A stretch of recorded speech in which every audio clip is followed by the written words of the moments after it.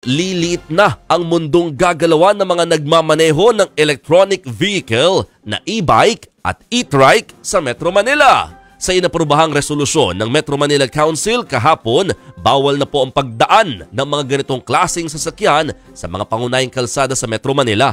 18 kalsada ang nasa paunang listahan ng MMDA. Kasama rito ang lahat po ng circumferential at radial roads at ilang expressway gaya ng SLEX, pati na sa elliptical road sa Quezon City, Mindanao Avenue at Marcos Highway. Kasama rin sa pinagbabawal sa mga major roads ang mga kuliglig, tricycle at electronic scooters. Matagal nang ipinagbabawal ang mga ganitong sasakyan sa mga malalaking kalsada, pero ayon sa MMDA, wala kasing ipinapataw ng multa noon sa mga nauhuli.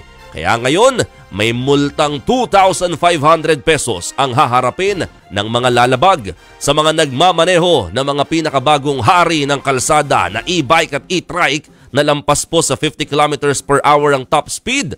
Abay, mai-impound ang kanilang sasakyan kung wala silang may papakitang lisensya.